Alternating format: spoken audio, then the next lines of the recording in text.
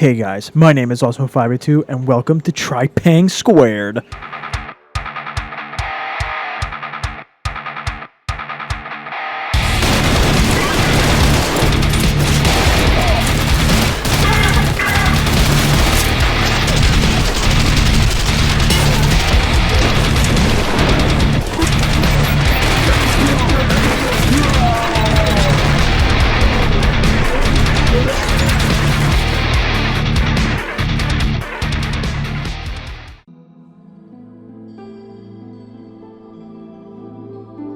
It is I, Osmo582, and we are playing Trepang 2 for today's review.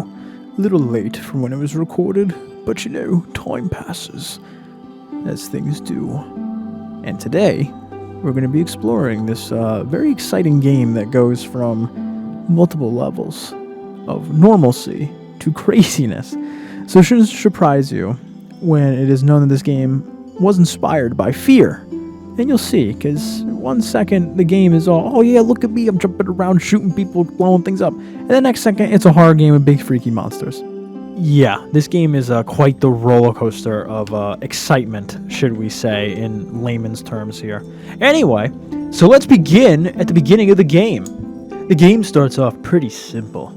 You are awakened, showing some weird things on a screen, while meanwhile, shenanigans are taking place with some sort of, I don't know, ethereal force is coming in to bust you out. You do some waltzing around, and then you find a gun. And after you find this gun, the game immediately just thrusts you into the action.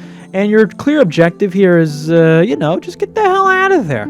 So you do a little bit of fighting, and then you fight an actual interesting boss fight where you fight waves of guys with some interesting defenders who, their captain just has a few choice words every time somebody fails. Sierra 1, give me a sit rep. Sierra 1, respond. Son of a bitch. Sierra 2, move in. Control, this is Sierra 4 actual. Sierra 3 is KIA. Should we still move in there? Please advise. Get the fuck in there now! What the fuck? Do we have any men left? Negative, sir. All squads are down. We're the only ones left. Fuck it. The rest of you with me. We'll take them out ourselves. I'm leading the assault. As you hear from just that dialogue, the dialogue in this game is actually decently believable. Like, you feel the passion in the voice actors' voices when they're doing all this. So you fight your way through these guys and end up getting rescued by this suspicious company who's, we don't know really what they're up to, but we can trust them, right? And then you go on a globe-trotting adventure to fight the bad guys, aka the MacGuffin is they're doing something evil. And that's pretty much the game, so let's get off the boring story and get into the awesome gameplay. To kick off the gameplay, I have to just point this out immediately. The guns sound great, and this is one of the few FPSs I've played where you actually feel the raw power in everybody you shoot. It feels like your weapons are actually shooting real bullets instead of overglorified Nerf guns like in games like Call of Duty and such. I mean, just listen to these sounds and you could just feel the impacts.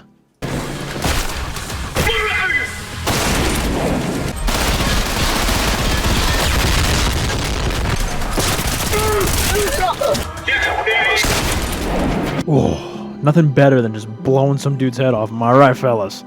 Anyway, another little small detail is I know these reviews aren't really supposed to focus on, the artsy style of the game. Aside from the art style of this game looking pretty good, the sound design of this game, especially the music in some areas, is so good. Just take a listen.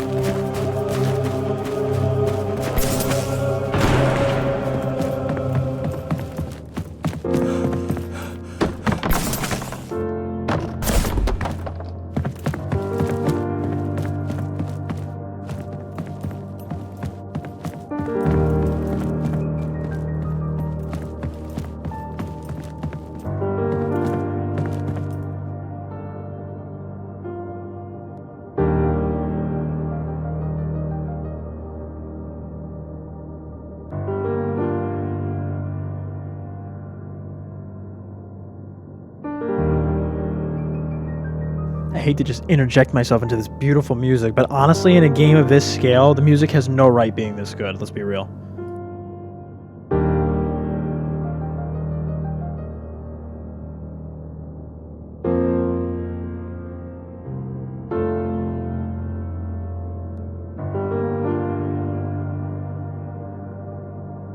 Anyway, let's move on. Through the course of this game, the gameplay loop is pretty simple, very similar to Warhammer Bolt Gun.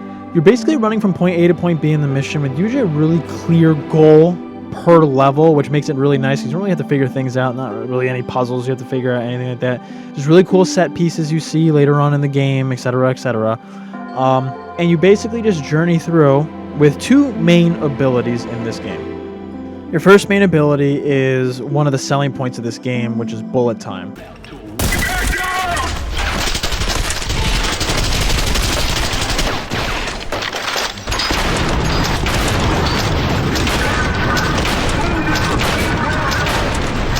On the Steam page, they do advertise it as one of the bigger features, and it is an understatement to mention because of how good the sound design is and how just good the impact of your weapons feel in this game. It is such an understatement to say this is definitely like the best feature of this game. Yeah, your other major gameplay element is you can stealth by cloaking your character and also sneaking up, throwing enemies around, executing them, using them as human shields.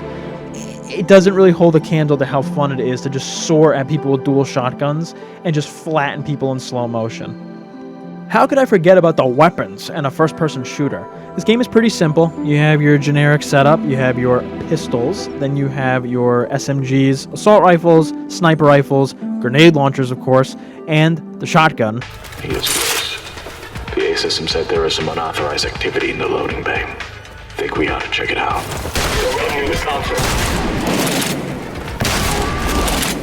Which they're taking a page out of Doom's book because it's definitely like the best gun in this entire game.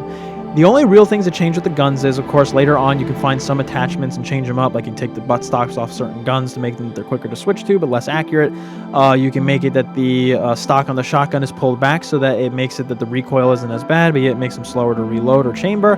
And of course, one of the coolest things is you can dual wield basically any gun you find in the game, including the grenade launchers. So if you end up finding two of them, you can just flail grenades at people and just blow up an entire room. It's great. The dual wielding, again, is another underrated feature because literally any weapon you can find, you can wield two of them at any given time. So dual wielding shotguns is literally the most OP weapon combination in this game. You will literally decimate everybody with this if you just hang on to them the entire game. I'm not even joking. Also, another small note about this game. Remember when I said earlier in this review that the game was based around fear? Like it was inspired by fear. Yeah, there's some pretty spooky stuff in this game that does happen that really invokes that inspiration. Just take a look at some of these examples.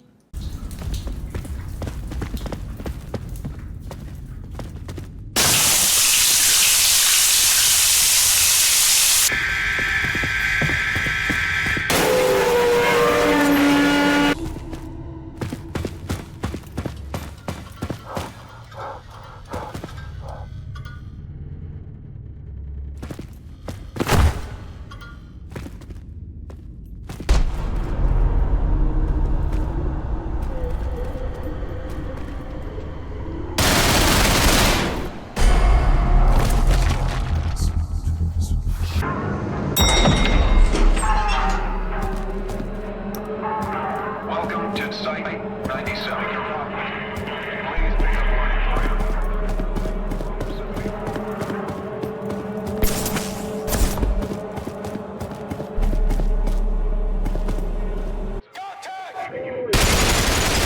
Shooter side at a checkpoint Maxwell. We can use some reinforcements over here. Oh, fuck! Oh, no! No!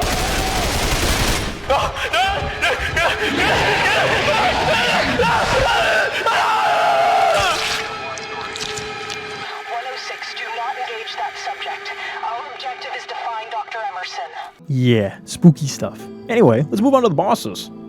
The last big piece of this game that I can say that really stands out is the boss fights. Now, this game isn't super long, maybe give or take about 8 hours to beat it from start to finish with no DLC or anything right now. And since it takes a page out of Fear's book, there is a mix between like generic humanoid bad guys that come up as a tag, and it's like, hey, super special bad guy, and he basically just has more health. And then it morphs into Horror Central, where you actually fight like monster-ish enemies. Like the first major boss in this game is this freakish monster from a hospital that just kills and destroys people.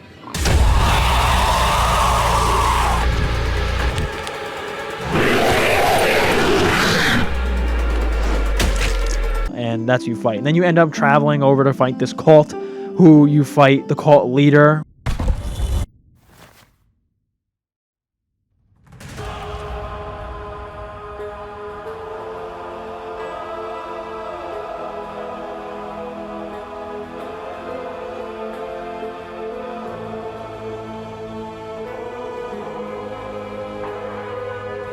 Today is a day of grieving. You are the second brother I must kill.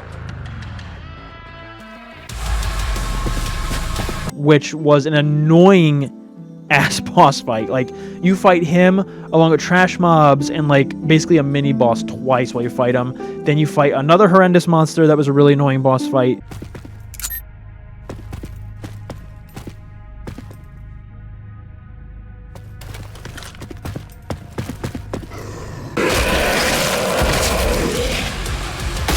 And then culminate into the end of the game where you fight two bosses. One that has a really cool set piece as you go up to fight him, and then the last one just being... He was actually really good. He had like carbon copies of himself, he can cloak, he can spear you, etc.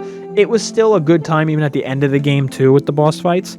But I think there was a good mix of horseshit boss fights and like well-balanced boss fights. So I think it's an A+ for me. Or maybe an A. A sounds better. And that's Trepang squared.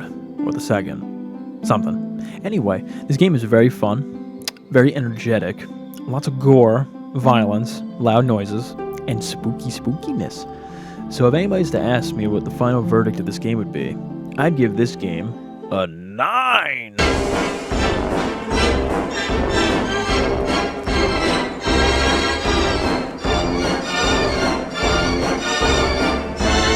This game was ever so close to getting a 9.5 or even up to closer to a 10. My only problem is that some of the boss fights in this game do make the game a little annoying because they kind of drag on a little too long, especially the two main monster fights. But the game is really good sound, a quick-paced game. It's very violent, it's very fun, it's very well constructed, and you can really tell the developers who made this really put their all into it because there was minimal bugs. I don't remember any bugs in it. It ran smooth. The graphics look fancy. The composer needs a raise.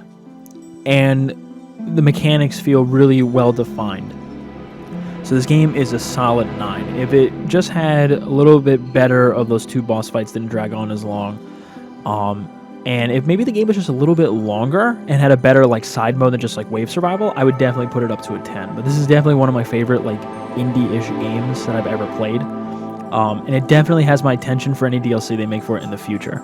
So that's going to cover it, guys. Make sure you like, subscribe, and, share the video with all your friends. And let's get monetization.